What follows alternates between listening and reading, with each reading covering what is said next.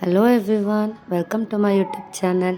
ಇವತ್ತಿನ ವಿಡಿಯೋದಲ್ಲಿ ಮೂಲಂಗಿನ ಯೂಸ್ ಮಾಡಿಕೊಂಡು ಸಿಂಪಲ್ಲಾಗಿ ಮತ್ತು ಬೇಗನೆ ರೆಡಿ ಆಗುವಂಥ ಒಂದು ಸೈಡ್ ಡಿಶನ್ನು ಹೇಗೆ ಮಾಡೋದು ಅಂತ ನೋಡೋಣ ಬನ್ನಿ. ಮೂಲಂಗಿನ ಬಳಸೋದ್ರಿಂದ ದೇಹದಲ್ಲಿರೋ ಸಕ್ಕರೆ ಅಂಶವನ್ನು ನಿಯಂತ್ರಿಸುತ್ತೆ, ಡೈಜೆಷನನ್ನು ಇಂಪ್ರೂವ್ ಮಾಡುತ್ತೆ ಹಾಗೂ ವೆಯ್ಟ್ ಮ್ಯಾನೇಜ್ಮೆಂಟ್ಗೆ ಕೂಡ ಸಹಾಯಕಾರಿಯಾಗಿದೆ. ಮೊದಲಿಗೆ ನಾನಿಲ್ಲಿ 2 ಹಸಿ ಮೂಲಂಗಿನ ತೊಗೊಂಡು ನೀಟಾಗಿ ಕ್ಲೀನ್ ಮಾಡಿಕೊಂಡು ಅದನ್ನು ತುರಿದಿಟ್ಕೊಳ್ತಾ ಇದ್ದೀನಿ.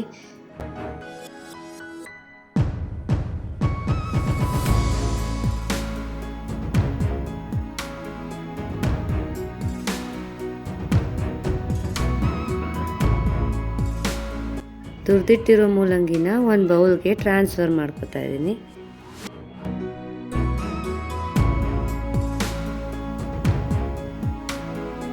ಇವಾಗ ಇದಕ್ಕೆ ಅರ್ಧ ಟೀ ಸ್ಪೂನಷ್ಟು ಉಪ್ಪನ್ನು ಹಾಕ್ತಾ ಇದ್ದೀನಿ. ನಂತರ ಇದಕ್ಕೆ 2 ಟೀ ಸ್ಪೂನಷ್ಟು ಹುಣಸೆ ಹಣ್ಣಿನ ರಸನ ಸೇರಿಸ್ತಾ ಇದ್ದೀನಿ.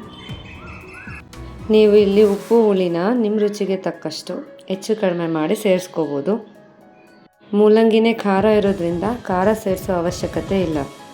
1-2 ಟೇಬಲ್ ಸ್ಪೂನಷ್ಟು ತೆಂಗಿನಕಾಯಿ ತುರಿನ ಸೇರಿಸ್ತಾ ಇದ್ದೀನಿ.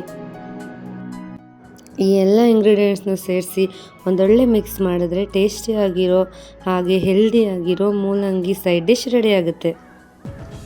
ನಿಮಗೆ ಈ ವಿಡಿಯೋ ಇಷ್ಟ ಆಗಿದ್ರೆ ಲೈಕ್ ಮಾಡಿ, ಶೇರ್ ಮಾಡಿ, ಕಮೆಂಟ್ ಮಾಡಿ, ಹಾಗೆ ಸಬ್ಸ್ಕ್ರೈಬ್ ಆಗೋದನ್ನು ಮರಿಬೇಡಿ. ಎಲ್ರಿಗೂ ಧನ್ಯವಾದಗಳು.